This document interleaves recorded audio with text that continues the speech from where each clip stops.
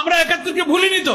৭১কে আমরা ভুলেছি না, আপনারা ভুলে গেছেন। দেখেন, যারা এসব কথা বলেন তারা যখন দেশ শাসন করেছেন, আমাদের কাছে অন্তত 13 থেকে 14 জন নেতার নাম দিতে পারবো।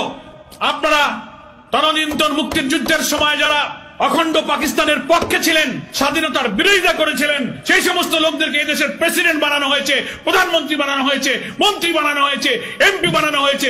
যারা কথা বলছেন তাদের পরিবারের লোকেরাও স্বাধীনতার বিরোধিতা করেছে, এর প্রমাণ আছে। মন্ত্রী, এমপি, প্রেসিডেন্ট, রাষ্ট্রপতি দিয়ে 12-13 জন এমন লোক যারা ওই সময় তারা অখণ্ড পাকিস্তানের পক্ষে ছিলেন। এই কথাটা বলার সময় আপনার মনে থাকে না যে আপনি শুধু জামাত ইসলামকে আপনি গালি দেবেন, তা আপনি আয়নায় নিজের চেহারাটা দেখেন না যে আমি কে, আমার অরিজিন কি। জামাত ইসলামকে সাথে নিয়ে যখন আপনি আন্দোলন করেন সে কথাগুলো মনে থাকে না। 91 সালে জামাত ইসলামী স্বাধীনভাবে ইলেকশন করেছে, কোন দলের সাথে কোনো জোট করেনি। 18টা আসনে আমরা বিজয়ী হয়েছি। বিজয়ী হওয়ার পরে আমরা দেখলাম ভারতীয় আধিপত্যবাদ থেকে মুক্ত রাখার জন্য জাতীয়তাবাদী এবং ইসলামী শক্তির প্রতিনিধি হিসেবে আমরা বিএনপিকে, বেগম জিয়া অনুরোধ করলেন, আমাদের আমিরের কাছে তারা দরবার করলেন, আমরা সরকার গঠনে আমরা নিঃস্বার্থ সমর্থন দিলাম। না কোনো মন্ত্রী চাইলাম, না কোনো এমপি চাইলাম, না কোনো পদকর্মী চাইলাম, এক কাপ চাও আমরা খাইনি। দেশের স্বার্থে আমরা সেদিন রাষ্ট্র গঠনে সাহায্য করেছি। তার বিনিময়ে কি দিলেন? পরের বছরই আপনি গোলাম আজমকে গ্রেফতার করলেন, ক্যাম্পাসে ক্যাম্পাসে আমাদের ইসলামী ছাত্র শিবিরের ছেলেদেরকে শহীদ করতে লাগলেন। এই তো তার বিনিময়। আমরা তো তা কোনোদিন বলিনি। তারপরেও তো 2000 সালে এসে আমরা আওয়ামী ফ্যাসিবাদের বিরুদ্ধে সব দুঃখ, সব হত্যাকাণ্ড ভুলে তখনও আমরা আবার রাজনৈতিক জোট গঠন করেছি। অধ্যাপক গোলাম আজম, বেগম খালেদা জিয়া, শাইখুল হাদিস আল্লামা আজিজুল হক, হোসেন মোহাম্মদ এরশাদ, ঐতিহাসিক রাজনৈতিক প্রয়োজনে 4টি মহান ব্যক্তিত্ব, যার 3 জন দুনিয়া থেকে গেছেন, 1 জন বেঁচে আছে। সেই ইতিহাস সাক্ষী। আজকে যারা এই বক্তব্য দেন, সেই ইতিহাসের দিকে তাকিয়ে দেন, কেন সেদিন জোট করেছিলেন? বক্তৃতার পরে যে মীমাংসিত সব বিষয়গুলো নতুন করে টানতে চান, বক্তৃতা সব এই কথাগুলো মনে থাকে না?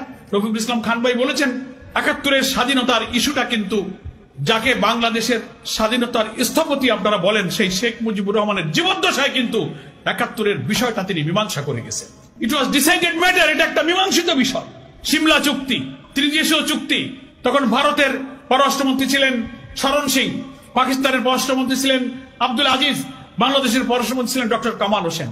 3 জন পররাষ্ট্রমন্ত্রী চুক্তিতে আবদ্ধ হয়ে ফরগিভ এন্ড ফরগেট, দ্বিধাদ্বন্দ্ব ভুলে আমরা স্বাধীন হয়েছি, দেশে ভালো মিলেমিশে থাকবো, আমাদের আর কোনো পক্ষ বিপক্ষ থাকবে না। কোলাবরেটর অ্যাক্টকে বাতিল করে দিলেন, জেনারেল অ্যামনেস্টি ঘোষণা করলেন, 195 জন পাকিস্তানি যুদ্ধ অপরাধী সেনা অফিসারকে মুক্তি দিয়ে দিলেন, 73 ওয়ার ক্রাইম ট্রাইব্যুনাল অ্যাক্টের আইন করলেন।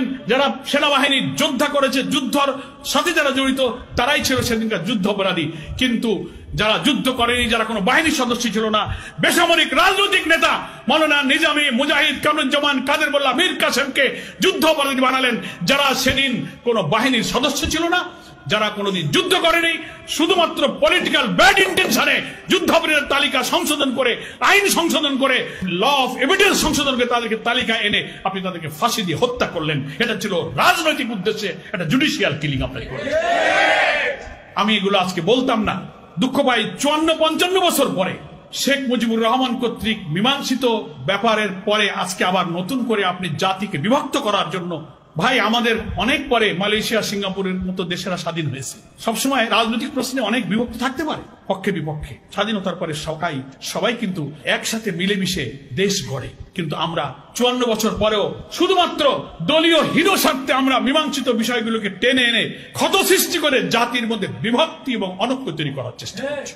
এই জাতিকে গড়া যাবে না। এই জন্য আমরা বলি, জুলাইয়ের গণ অভ্যুত্থানে যে জাতীয় ঐক্যের ইস্পাত কঠিন নমুনা আমরা দুনিয়াকে দেখিয়েছি, আসুন সেই জাতীয় ঐক্যের ভিত্তিতে আমরা এই দেশটা আর একবার গড়ার জন্য পরিশ্রম করি, প্রচেষ্টা চালাই। ফ্যাসিবাদ বিরোধী সংগ্রামের সকল রাজনৈতিক দলের কাছে আমার আকুল আবেদন থাকবে, আসুন নিজেদের এই বিভেদ বিতর্ক টানার দরকার নাই।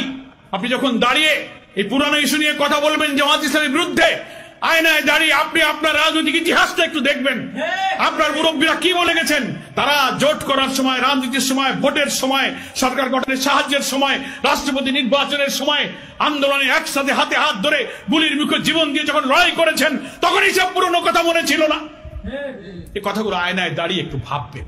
আমরা সব রাজনীতিরা বক্তৃতা করার সময় একটা নীতিগত কথা বলে থাকি, ব্যক্তির চেয়ে দল বড়, দলের চেয়ে দেশ বড়, বলি না? এই কথাটা বলার সময় আমরা বলি, কিন্তু কার্যত দেশের চেয়ে দল বড়, দলের চেয়ে ব্যক্তি বড়, কথা কাজে কিন্তু সেটাই এখন অনেকেই দেখাচ্ছেন। একথা কেন বলেন? আমি বলবো হ্যাঁ, দল ভিন্ন হলে ভিন্ন ভিন্ন মত থাকতে পারে, কিন্তু জাতির ন্যাশনাল কিছু কমন ইস্যু তো আছে। আমার স্বাধীনতা, আমার অখণ্ডতা, আমার আধিপত্যবাদ বিরোধী চেতনা, দুর্নীতিমুক্ত সমাজ, সততা, ন্যায়নিষ্ঠবাদ, সাম্য, সামাজিক সুবিচার, ন্যায় নীতির উপর রাষ্ট্র প্রতিষ্ঠা। এ ব্যাপারে তো কোনো দলের মধ্যে দ্বিমত নাই। আমরা এই জায়গায় এক থাকি। চট করে কিছুদিন পর যতদিন, ওই যে আমি আবার বলেছি, যতদিন আমি আপনার সঙ্গে থাকি তখন আমি আপনার সঙ্গী, যেই থাকি না সেই জঙ্গি। এই স্লোগানটা ভুলে যান। এখন আর এই 54 বছর পরে এই নতুন নিউ জেনারেশন আপনার এই ভাঙা রেকর্ড বাজালে এই গান আর এই জাতি শোনে না। এটা মানুষ আর খায় না। ওরাই তো দেখেছে 91, ওরা 2001 দেখেছে, ওরা দেখেছে। এগুলো পুরনো গান আর মানুষ শুনতে চায় না। ওই গাজী কালু, চম্পাবতী, সিরাজউদ্দৌলার গানের রেকর্ড শুনতাম ছোটবেলায়। এখন ওই গান বাজালে কি নতুন প্রজন্ম শোনে? এখন নতুন গান বাজান, ওই পুরনো গান আর এই জাতি শুনতে চায় না। এ কথাগুলো বলতে আমার দুঃখ লাগছে। কোনো ইস্যু যেন উস্কে না দিই, এটা আমাদের খেয়াল রাখতে হবে। যিনি বক্তৃতা করবেন তিনি তার প্রিভিয়াসটা নিয়ে ভাববে। আমি, আমার পরিবার, কাদের সাথে আমার বন্ধুত্ব, কাদের সাথে রাজনীতি করেছি, তখন কি ব্যাখ্যা দিয়েছি, এখন আবার আরেকটা কি ব্যাখ্যা দিই। এগুলো তো সব আওয়ামী চরিত্র। আওয়ামী লীগের লোকেরা এইসব ইস্যু টেনে এনে আলেম ওলামা, হাজার হাজার লোককে কারাগারে ঢুকিয়েছে। আলেম ওলামা, পীর, মাশায়েখ সমস্ত ব্যক্তিদেরকে ফাঁসি দিয়েছে, জঙ্গি বলেছে, মুক্তিযুদ্ধের ইস্যু টেনে এনেছে। যখনই ভারতীয় আধিপত্যবাদী আগ্রাসনের বিরুদ্ধে আমরা কথা বলি, বলে এরা জঙ্গিবাদ। সেজন্যই তো এই যে তুলসী গ্যাবার্ড, মার্কিন যুক্তরাষ্ট্রের যিনি ইন্টেলিজেন্সের চিফ, ইন্ডিয়া এসে কথা বললেন আর ভারতীয় গণমাধ্যম ফলো করলো। সংখ্যালঘুরা তাদের ভাষায় নিরাপদ নয়, একটা ট্রাম্প কার্ড চালায় দিয়ে দেশকে অস্থির করার চেষ্টা করে।